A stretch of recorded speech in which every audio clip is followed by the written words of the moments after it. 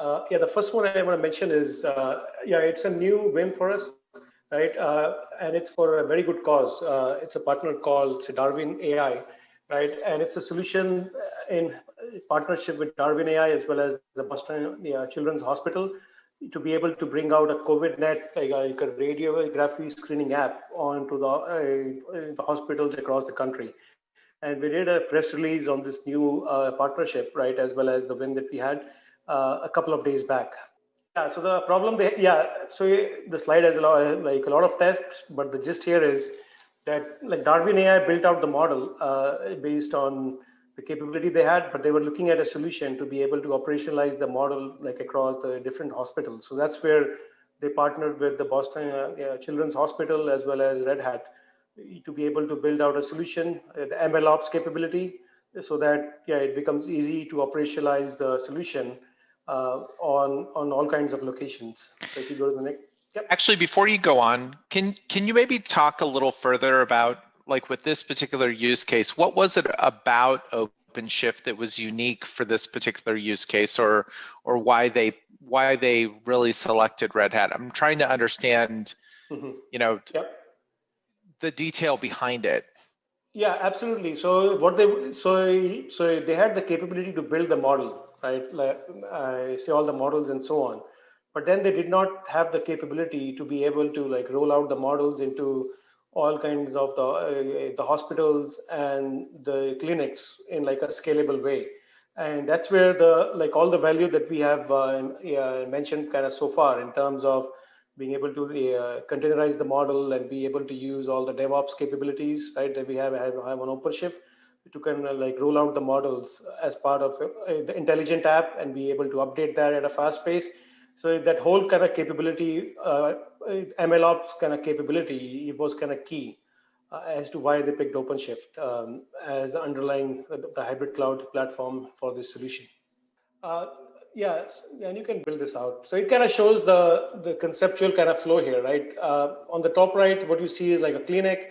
So somebody named like R. Bradbury had a chat, the X-ray done, right? And the data gets anonymized. And then after that, it gets fed into this solution that's being run on top of OpenShift. And then what you see is the workflow here, right? The solution that's kind of built out at the Boston Children's is called the CRISP platform. And if you do a Google on it, so you'll actually find like a lot of good information on that. And then, so X-ray goes through the model, right? And then based on the X-ray, the model can tell that, okay, if there is COVID-19 like risk or not. And then like after that, the model gets, the information gets kind of fed back to the software with a positive or a negative like result. And it kind of alerts the doctors and the clinicians that, okay, you have to pay special kind of focus on this patient or that patient. So yeah, it's a very good kind of solution for a great cause. So we built a similar solution on HCA Healthcare. And the challenge here was the diagnosis of sepsis. It's like a life-threatening condition as well. And it was taking them hours and hours, and they were kind of losing lives. So that's where they were looking to build out like a machine learning powered solution, right, to be able to automate the detection of sepsis, and that could give them a 5-hour like advantage. So that's where they partnered with OpenShift. Yeah, the solution they built out is based on OpenShift. The data scientists are using it, as well as the DevOps team is using it as well for all the things that we showed as part of the demo, right? And they're able to bring the DevOps culture as well. And with the solution they built out, it's giving them a 5-hour head start in terms of being able to treat sepsis. And what this means is that you're saving lives. Real quick, were they already using OpenShift? Is that why the decision was to go with this, or? Yeah, so in this case, they were like they were like a RHEL customer, right? And they had started to use like they had this kind of a use case, right? And they said, okay, we want a continuous platform to be able to build out this whole kind of solution, right? So that's where we were in the play as well, and I'm sure that they looked at a few others, right? But they picked OpenShift. So if they were, so in this application, this particular solution sits on top of a web application that was already built using Red Hat. Is that real? Yeah, the web app as well as the AI/ML capabilities. So the Okay. models that are part of the web application, yeah, so all that is kind of built on OpenShift. The data scientists kind of use it as well. Like if you Well, look at, yeah, no, my question was because I'm reading an article about it. So it looks like they already had a website they were using. So was that already built using Red Hat, and then they extended it to OpenShift so they could add the AI portion to it? I'm not familiar with that detail. If they already had a website, Okay. yeah, Okay, cool. yeah. Thanks.